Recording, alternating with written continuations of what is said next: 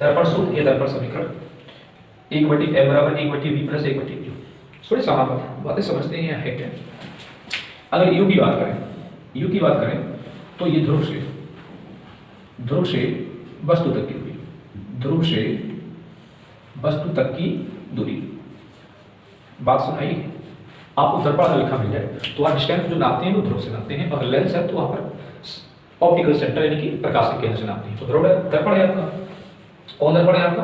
अवतल दर्पण है। ध्रुव क्या है आपका? P। तो डिस्टेंस यहां से नापेंगे, P से लेके A तक की दूरी है, P से लेके A तक की दूरी है वो आपकी U कहलाएगी, यानी कि दर्पण की ध्रुव से लेके वस्तु तक की दूरी को U लिखा जाता है। अब B क्या है?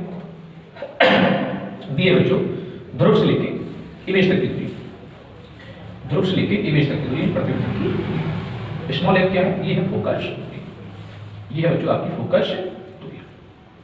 हमारी कहानी समझ आई आपको? देखिए अगर C से लेकर P तक की दूरी है, C से लेकर P तक की दूरी है तो ये आपकी वक्रता त्रिज्या कहलाएगी। पॉजिटिव की नेगेटिव तो आपकी नेगेटिव ली जाएगी, क्योंकि दर्पण के कहां पर ये आपके दर्पण के वायु है, वायु की दूरी हमेशा नेगेटिव ली जाती है। तो पोल से लेके सेंटर ऑफ कर्वेचर तक की डिस्टेंस है वो आपको r लिखी जाती है, और नेगेटिव लेके इस दर्पण क्योंकि कहां पर नाप रहे हैं? वायु नाप रहे हैं। ठीक है, अब देखिए कुछ समान बातें समझिए। AB क्या है? आपकी वस्तु है। AB क्या है? आपकी वस्तु है। इससे चलने वाली प्रकाश की प्रथम किरण, इससे चलने वाली प्रकाश की प्रथम किरण दर्पण से टकरानी बात कहां से बच्चों? F से गई।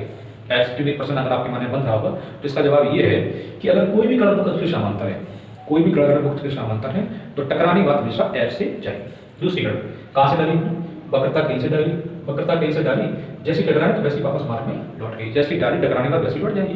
अब साथी होता क्या है आपको बताते हैं।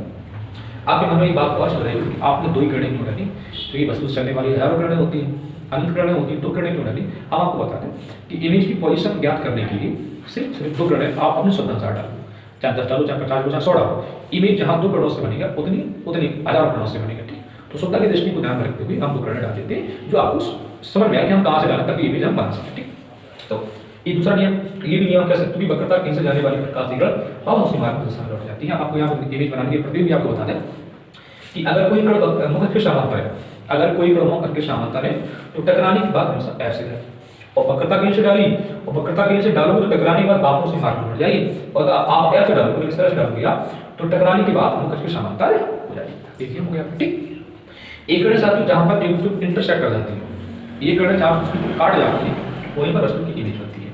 ये कण जहां पर दूसरे को काट जाती है वस्तु की इमेज बनती है। तो वस्तु ए भी है, इमेज आपकी ds और हमको समान बातें बताएं। वस्तु बड़ी इमेज छोटी, कहां बन रही है? C और F के बीच बन रही है। कैसी है? वास्तविक है, उल्टी है। पेड़ अगर वास्तव में मिले तो वास्तविक होगी, कहां बन रही है? नीचे बन रही तो उल्टी है। इमेज के बारे में आप दो बातें सीख लें, वास्तविक है, उल्टी है, सेंटर ऑफ कर्वेचर और फोकस के बीच में है। वस्तु बड़ी, इमेज आपकी छोटी है। ठीक है, देखिए इसका नियम कैसे करेंगे। एक ध्रुव जलीय है, ठीक, एक छोटा जलीय है, तो ये वाला ध्रुव साथी कैसे है? सर्वांशम नहीं समरूप है।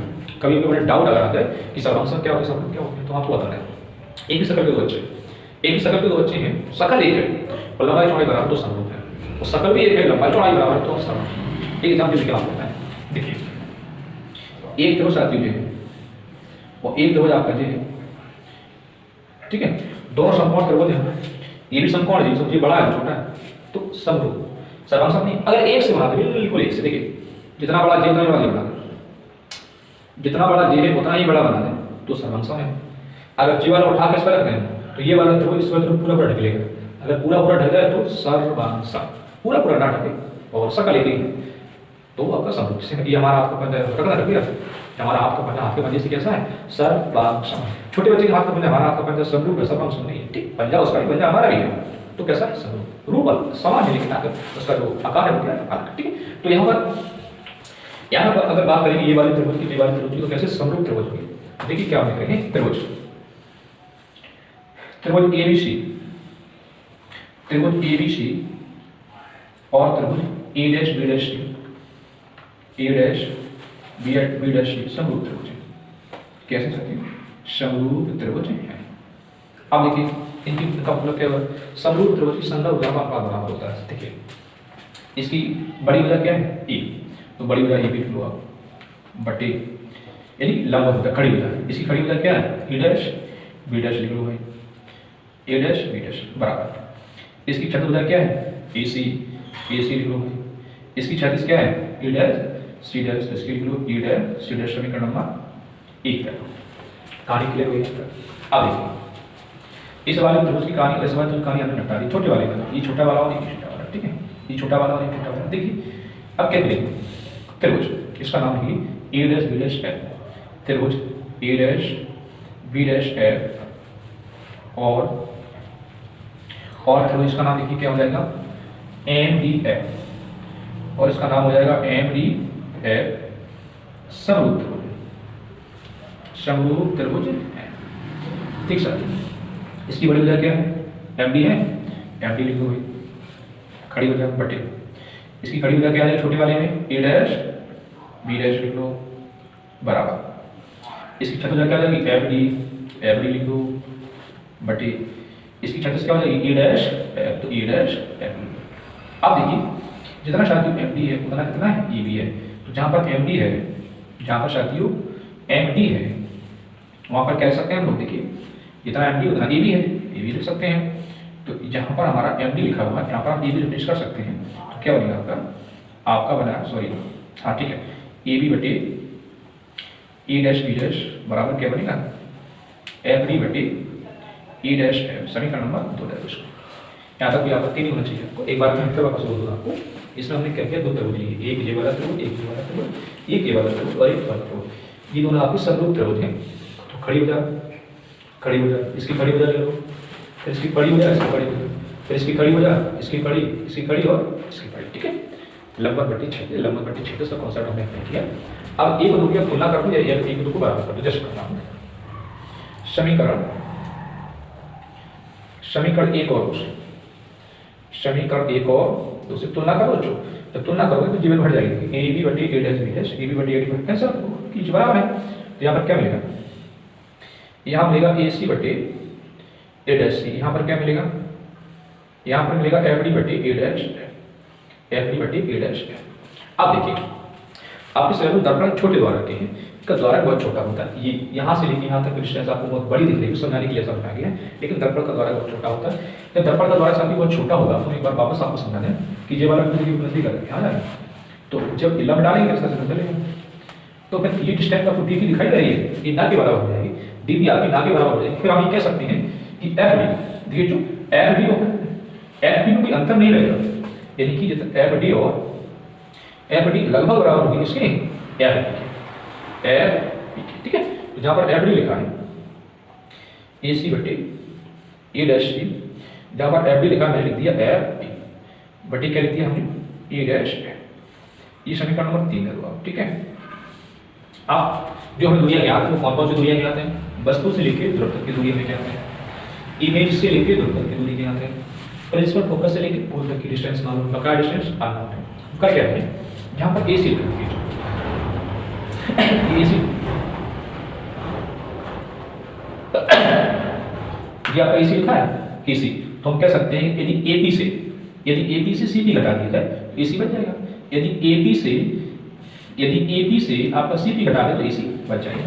तो जहाँ पर साथियों ए सी लिखा हुआ है तो ए सी बराबर हमने क्या लिख दिया A P minus C P बटे और थोड़ा गौर करिएगा ए डैश सी, देखिए ए डैश सी कहीं ए डैश सी पूरी यहाँ से यहाँ तक क्या है सी पी, तो सी पी लिख लो भाई, ठीक है, सी पी लिख दिया, क्या घटा रहे हैं माइनस ए डैश सी चाहिए इतनी घटा दो ए डैश पी, तो यहाँ पर घटा दिया हमने ए डैश पी बराबर। देखिए एफ पी की मुझे डिस्टेंस मालूम है क्योंकि एफ पी फोकस दूरी के बराबर है, एफ पी को कोई छेड़खानी नहीं की मैंने, एफ पी को एफ पी लिखा बटे ए डैश कितना है ना, तो ए डैश पी से एफ पी घटा दे तो ए डैश एफ बन जाएगा, तो ए डैश पी, तो यहाँ लिख दिया हमने ए डैश पी माइनस किसका घटा रहा है ए डैश पी से एफ पी घटा दो एफ पी माइनस का एफ पी। देखिए ए पी क्या है मैंने लिख दिया पहले, ए पी जो है ध्रुव से लेके वस्तु तक की दूरी को यू लिखा जाएगा, तो यहाँ यू लिखो चेंज ज्यादा करेंगे सर क्योंकि नेगेटिव लेंगे, ये भी हम आपको वापस एक बार समझाते हैं कि जो भी दूरियां तक पढ़ के बाईं ओर ना भेजेंगी वो नेगेटिव ले जाएंगी, जो दाईं ओर ना भेजेंगी पॉजिटिव ले जाएंगी। तो ए पी है ध्रुव से लेके वस्तु तक की दूरी है उसको यू लिखा जाता है, तो माइनस का माइनस सी पी किसके बराबर है माइनस 8 के बराबर है, तो माइनस 8 हो जाता है, ठीक है। बटे सी पी क्या है, सी पी आपकी माइनस 8 है, माइनस ए पी क्या ए डैश पी, ये ध्रुव है यहाँ पर इमेज बन रही है तो ध्रुव से लेके इमेज तक की डिस्टेंस को v लिखा जाता है और वो नेगेटिव ली जाएगी, ठीक है। तो ये हो गया माइनस का v बराबर एफ को साथ ही माइनस एफ लिखेंगे, यही समझा।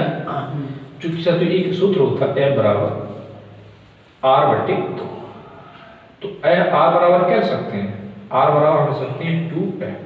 तो जहाँ साथियों आर लिखा हुआ 2f लिख सकते हैं, तो यहाँ पर हमने क्या किया माइनस का U minus minus plus R हो जाएगा, तो प्लस आर यानी कि प्लस 2f प्लस का 2f, जहाँ लिख दिया हमने 2f, जहाँ पर साथियों आर है वहाँ 2f लिख दिया और कुछ नया काम नहीं किया मैंने।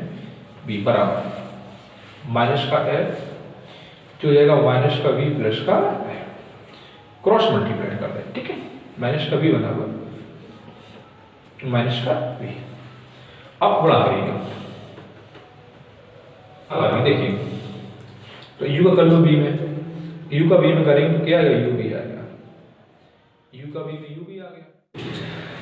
क्या किया मैंने u का v में गुणा कर दिया तो कितना हो जाएगा बोलिए u v, u का f में करो तो माइनस का u f, u का नंबर क्या है u का v में u है, u भी u का f में u गया।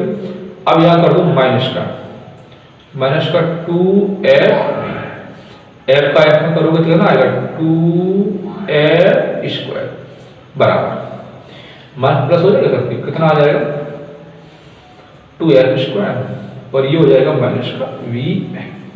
देखिए 2f स्क्वायर से आपका 2f स्क्वायर कैंसिल हो जाएगा, आगे पक्षांतर कर देंगे इसको तो u भी हो गया माइनस का uf हो गया, इसको पक्षांतर कर देंगे उस तरफ तो मालूम क्या बनेगा f भी आएगा, इसको पक्षांतर कर दिया तो uv बराबर का हो गया fv प्लस का uf। इसमें क्या करेंगे दोनों पक्षों में भी से भाग करेंगे तो देखिए ये आ गया uv बटे uvf बराबर जो हो गया fv तो ये हो गया uvf प्लस जी है आपका uf तो ये हो uvf, u से u कैंसिल v से v कैंसिल fv uf तो कितना आएगा आपका 1/f बराबर आएगा 1/u प्लस 1/v। ये साथियों आपका का